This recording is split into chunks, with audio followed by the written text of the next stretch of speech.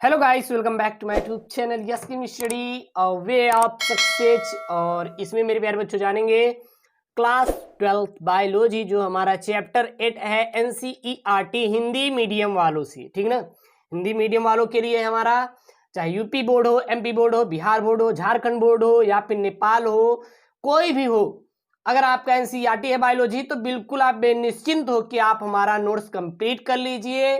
Board exam ही का आप NEET का देंगे, फार्मेसी का देंगे, सभी के लिए मेरे प्यारे बच्चों है, केवल एक ही नहीं, हर एक एग्जाम, जितने भी आपके एग्जाम होने वाले सभी एक एग्जाम के लिए पॉइंट ऑफ व्यू से बहुत ही मोस्ट इंपॉर्टेंट है मेरे प्यारे बच्चों। और पूरा का पूरा हम आपको नोट्स ले आते हैं, ठीक ना, विथ पीडीएफ के साथ भी नोट्स देते हैं। और अन्य जानकारी के लिए हमारे Telegram channel yes chem study को सब्सक्राइब कर लीजिएगा, वहां पर भी नोट्स मिलते रहते हैं, नोट्स की वीडियोस के, ठीक है ना, तो वो भी आप सब्सक्राइब कर सकते हैं। तो हमारा अगला रोग आता है, जो हम लोग चैप्टर 8 पढ़ रहे हैं, क्लास 8 12th बायोलॉजी का, मानव रोग एंड स्वास्थ्य, यानी कि ह्यूमन हेल्थ एंड डिसीज हम लोग पढ़ रहे थे। तो उसमें बहुत सारे रोग जान गए थे, जैसे कि मलेरिया क्या होती है, हाथी पाँव क्या होती है, स्केरिसिस क्या होता है। अब हम लोग जानेंगे मोती झरा रोग कौन सी होती है, ये मोती झरा रोग क्या होती है, ठीक है ना। तो मोती झरा इसमें जानेंगे क्या होता है। अगर इसमें मोती झरा में देखें तो इसमें जो रोग जनक होता है, रोग जनक, तो मोती झरा में जो रोग जनक होता है वह हमारा होता है साइलोनेला टाइफी। कौन सा रोग होता है हमारा रोग जनक होता है, वो होता है साल्मोनेला टाइफी, ठीक है ना। साल्मोनेला टाइफिस में रोग जनक का कार्य करता है। और रोगवाहक देखें तो घरेलू जो मक्खी होती है, रोगवाहक, वाहक, तो रोगवाहक इसमें कौन सा होता है, घरेलू मक्खी। घरेलू मक्खियां जो होती हैं ये हमारी रोगवाहक की कार्य करती है। रोगजनक क्या होते हैं, वे जीव जो रोग को फैलाते हैं उसे रोगजनक कहते हैं।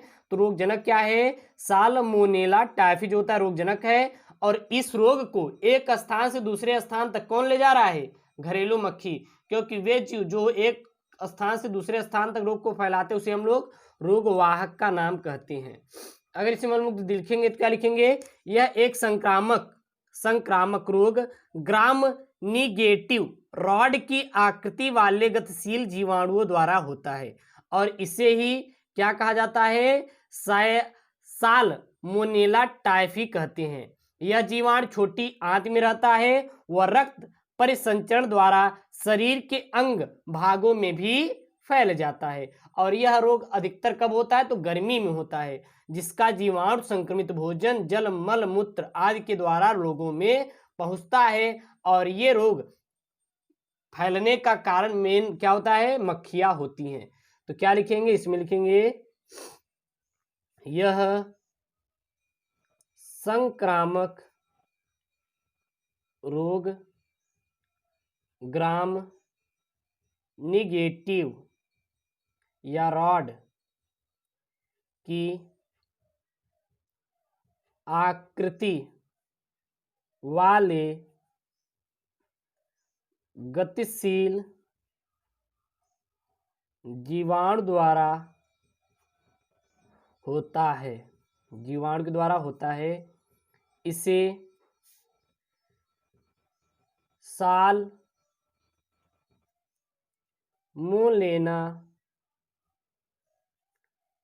टाइफी कहते हैं, ठीक है, याद रखिएगा। यह जीवाणु छोटी आंत में रहता है, यह जीवाणु छोटी आंत में रहता है, वह रक्त परिसंचरण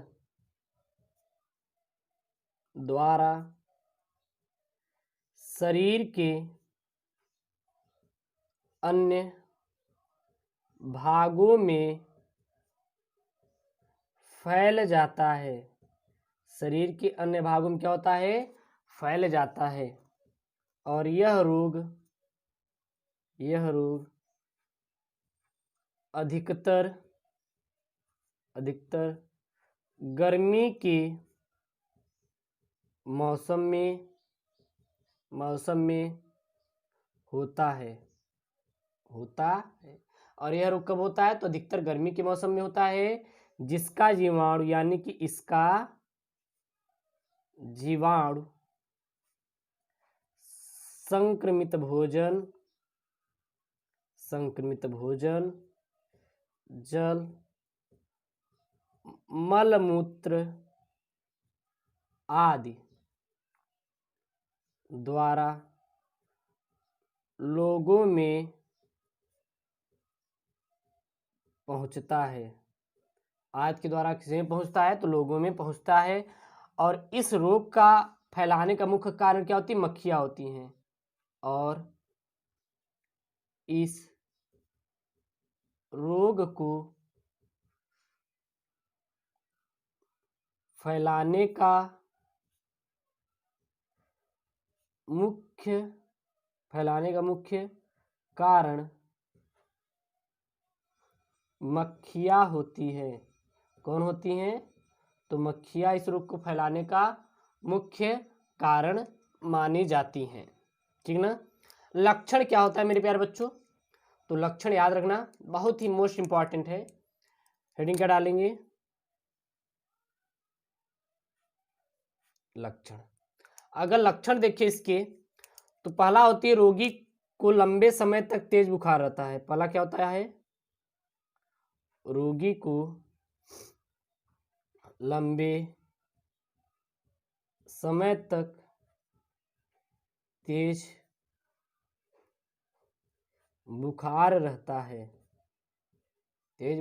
है। दूसरा हमारा क्या है, दूसरा है पूरे शरीर में दर्द रहता है। पूरे शरीर में दर्द रहता है। तीसरा क्या है, तीसरा है भूख नहीं लगती तथा आंतों में परेशानियां होने लगती है। भूख नहीं लगती तथा आंतों में परेशानियां होती हैं। ठीक है।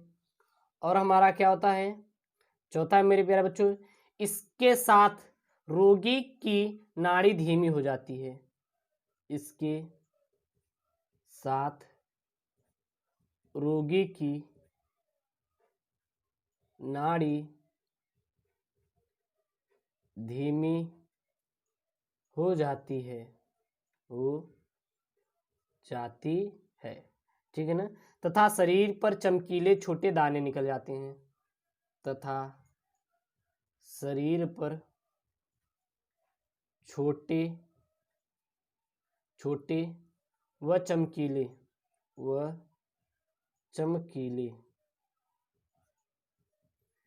दाने निकल जाते हैं।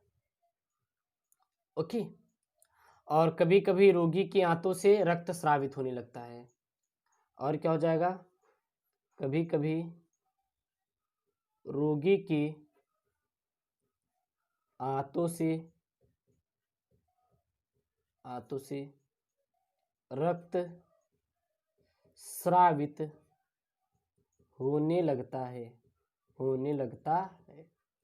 तो कभी कभी रक्त भी स्रावित होने लगता है और सही उपचार न होने पाने पर मृत्यु हो जाती है। इसको भी यहाँ पे आप नोट कर सकते हैं। अब आता है बचाव का कारण, यानी कि इसके बचाव के क्या क्या है हमारे, तो लिख सकते हैं बचाव के उपाय।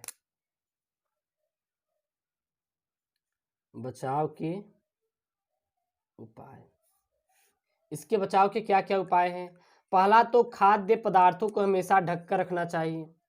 पहला इसमें क्या होगा, पहला होगा खाद्य पदार्थों को ढक कर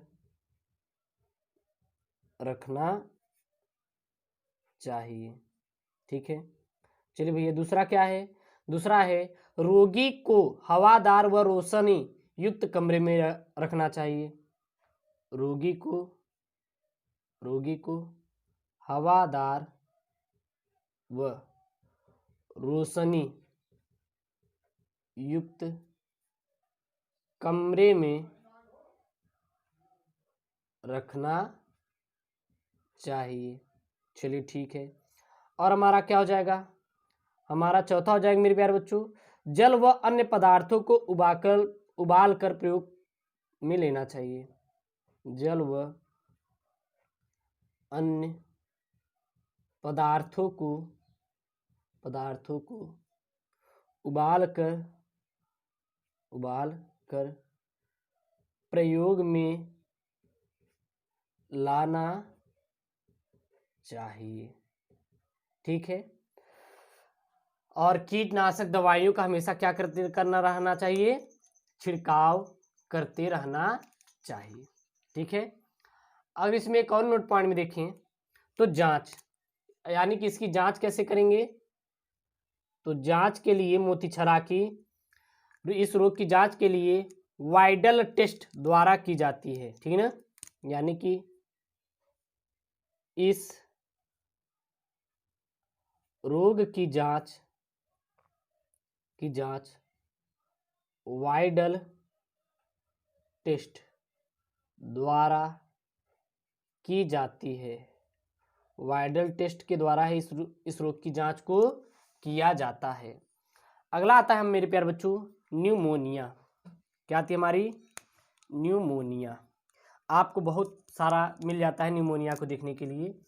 तो अगले डालेंगे न्यूमोनिया।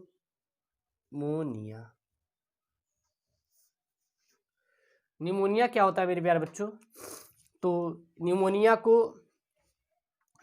में अगर रोगजनक की बात करें तो रोगजनक जो होता है वो होता है स्ट्रेप्टोकोकस न्यूमोनियाई व हीमोफिलस इन्फ्लुएंजी के द्वारा ही यह न्यूमोनिया का रोग फैलता है। तो इसमें क्या लिखेंगे? इस रोग को फैलाने वाले मुख्य जीवाणु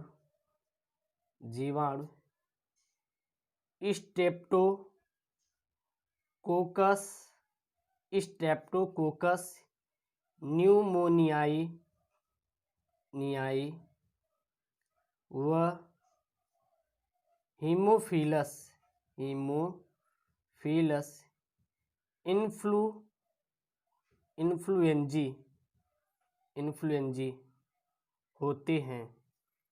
इन्फ्लुएंजी होते हैं। ठीक है ना? और इससे फेफड़ों में होने वाला संक्रमण रोग होता है। इनसे फेफड़ों में होने वाला संक्रमण रोग होता है। ठीक है। और जो न्यूमोनिया रोग का संचरण संक्रमित व्यक्ति के खांसने, छींकने व थूकने पर बाहर निकले सूक्ष्म कणों द्वारा होता है। और ये सूक्ष्म कण वायु में होते हैं जो कि स्वस्थ व्यक्ति के श्वसन क्रिया द्वारा शरीर के अंदर प्रवेश हो जाते हैं, जिससे वो क्या हो जाती है? संक्रमित हो जाता है। ठीक है ना? तो अगर इसमें और लिखेंगे तो क्या लिखेंगे?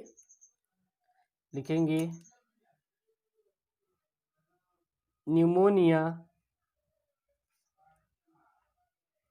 रोग का संचरण संक्रमित व्यक्ति के खांसने, छींकने व थूकने पर बाहर निकले कणों के द्वारा फैलता है। और ये जो कण होते हैं ये वायु में रहते हैं, जिससे ये शरीर किसी अन्य जो स्वस्थ व्यक्ति होता है उसके शरीर में क्या हो जाते हैं?